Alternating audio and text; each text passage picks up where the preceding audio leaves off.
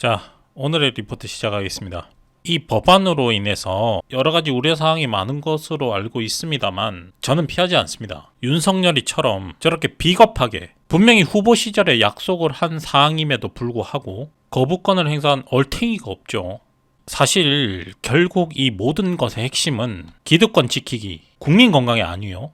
그런 달달한 핑계 따위는 생각도 하지 마십시오. 자, 의사협회가 원하는 것은 현상 유지. 지금처럼 간호사들이 수술실도 따라 들어가고 계속해서 수족이 돼서 일하는 거. 또 간호사들은 자신들의 이 생존, 처우가 걸린 상황이기 때문에 결국은 간절한 쪽이 대체로 이긴다고 생각합니다. 우리나라 간호사들 매년 증가는 하고 있습니다만 이직률 또한 역시 엄청나게 상승했습니다. 다들 플로렌스 나이팅게일을 꿈꾸면서 면허를 취득했겠지만 막상 실상은 잘 나가는 의사들이 부와 명예를 다 독차지하고 자신들을 그저 병원의 하인쯤 혹은 이 도구 정도로만 생각을 하다 보니까 결국 현타도 오고 다른 직장을 알아본다는 거죠. 모두들 아시다시피 환자 입장에서 주로 만나게 되는 건 간호사들입니다. 의사는 진료 시간이나 회진 때 요럴 때 말고는 딱히 보기도 어렵고 찾아봤자 잘 안 옵니다.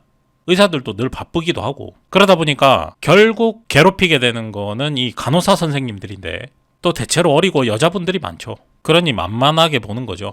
남성 간호사들한테 대하는 거랑 여성 간호사들한테 대하는 거랑 천지 차이입니다. 어쨌든 보통 여기에서 갈립니다. 정확히 자신의 위치가 이 의사와 환자들 중간에 있다는 것을 빨리 깨닫고 내 역할이 뭔지 또 해야 될 일, 하지 말아야 될 일 이런 거에 중심이 딱 잡히다 보면은 야간 교대 근무든 피크 때든 간에 어떻게든 버틸 수가 있는데 인생은 실전이라고 이런 거 잘 안 가르쳐 줍니다.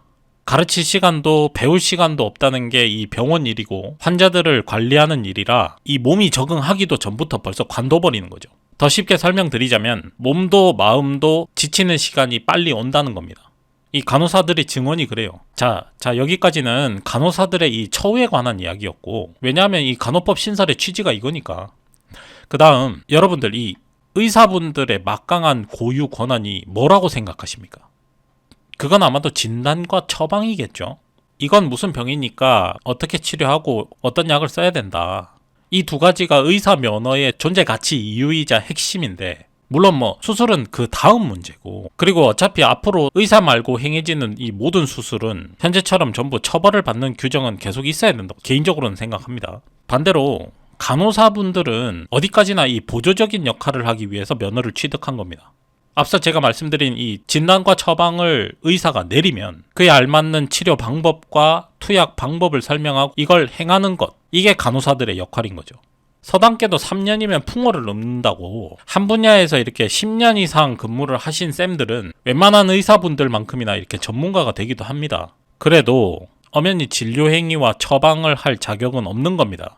바로 의사협회에서 주된 신설 반대 논리로 내세우는 것이 이게 통과가 되면 지방에서 간호사들이 진료 행위와 자신들 밥그릇 뺏기를 우려하는 거거든요. 그런데 그런 조항은 어디에도 없는 억측입니다. 지금 가지고 있는 이 의료법으로도 충분히 처벌을 할 수가 있는 행위죠. 저 어릴 때 의약 분업 사태라는 게 있었습니다. 그때도 과정이 어마어마했습니다. 의사들 집단으로 이렇게 파업을 하고 또 몇몇 병원들은 문을 닫기도 했습니다. 그런데 지금 결과적으로는 의사와 약사, 병원과 약국을 분리하는 형태로 오게 된 거죠. 아직도 이 나이가 좀 지긋하신 어르신분들은 불편하기만 하지 뭐하러 이렇게 했냐 이런 말씀들을 하시는 분들도 있는 걸로 알아요. 하지만 그때 우리 전 국민들은 알게 된 거죠.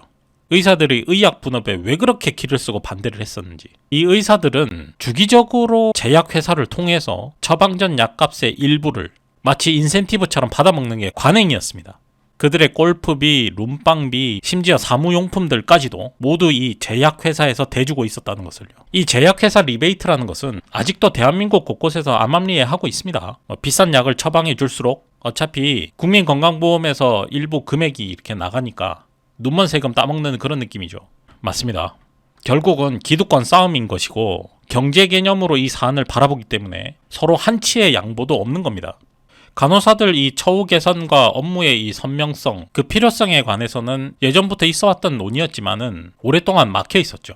물론 현재 이 간호법 신설에도 저 개인적으로는 문제가 전혀 없는 건 아니라고 생각해요. 한국에는 간호사들만큼이나 간호조무사 또 보조 인력들이 엄청나게 많이 일하고 있습니다. 그런데 이들이 현행법상 고졸로 학력이 정해져 있는데 이걸 고졸 이상으로 바꿔달라는 이 조무사협회의 주장은 제 개인적으로는 설득력이 있다고 봅니다. 또한 PA 간호사들, 이 피지션 어시스턴트들, 주로 수술실에서 일하는 분들 저는 크게 우려하고 있습니다. 환자들이 수술실에서 내 배를 가르고 의사들이 아닌 PA 분들이 집도를 하는 거 얼마나 알고 있을까요? 이분들 의사로의 완전한 전환 혹은 이 차별화, 이거 법적으로도 좀 더 명확하게 이렇게 해야 된다고 생각을 하고요. 자, 오늘은 좀 평소보다 조금 리포트가 길어진 것 같은데 또 제가 원래 이렇게 매일매일 핵심만 좀 짚어드리려고 노력을 하고 있습니다. 그러고 있는데 이 대한민국 현 의료 시스템이 사실 전 세계적으로 상당히 놀라운 수준이고 제 개인적으로는 또 도움을 크게 받았던 적도 있었기 때문에 이야기가 조금 길어진 것 같습니다. 간호법 신설에 대한 여러분들의 생각도 궁금하고요. 저는 또 매일 리포트 하도록 노력하겠습니다. 감사합니다. 이상 4cm였습니다.